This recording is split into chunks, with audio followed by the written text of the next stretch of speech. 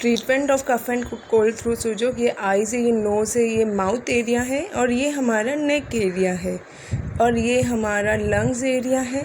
ये सारे ऑर्गन्स कफ के टाइम हमारे प्रभावित रहते हैं और ये हमारा हार्ट एरिया है बीच में।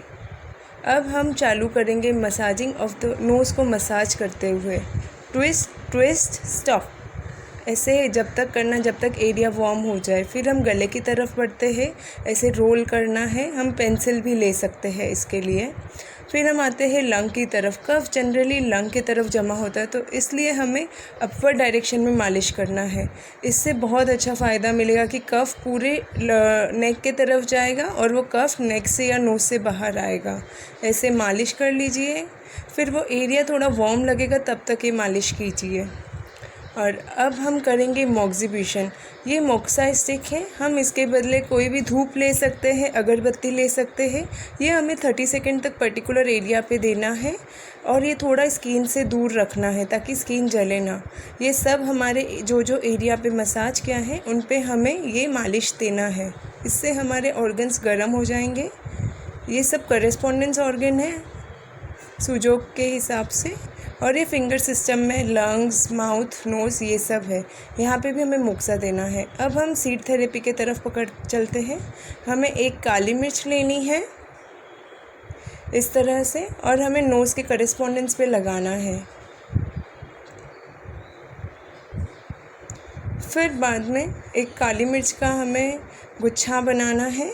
देखें ऐसे बहुत सारी काली मिर्च लगानी है और फिर हमें ये नेक एरिया पे कवर कर देना है। इससे हीट जनरेट होगी वो ऑर्गन में और कफ मेल्ट होता जाएगा। इसी तरह हमें लंग्स एरिया पे भी देना है। इसी तरह काली मिर्च चिपकाना है।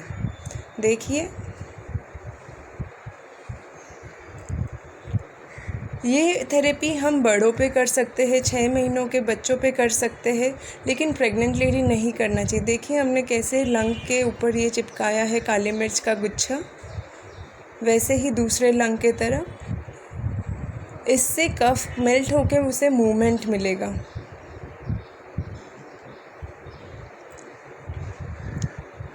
इसे एकदम अच्छे से पैक करना है। ध्यान रहे ये पट्टी बिल्कुल गीली नहीं होनी चाहिए। अगर ये गीली हुई तो उसे तुरंत बदल लीजिए।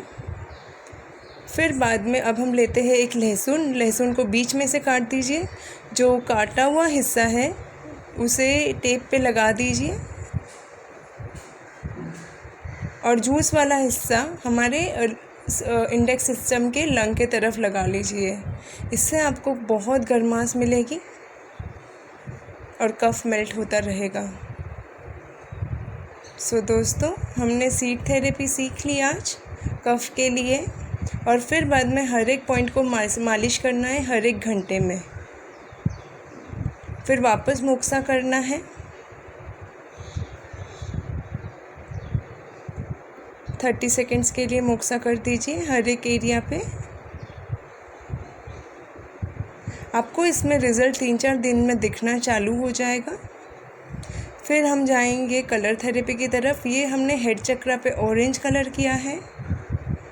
फिर हम थ्रोट चक्रा की तरफ आते हैं। इधर हम ब्लैक कलर करेंगे।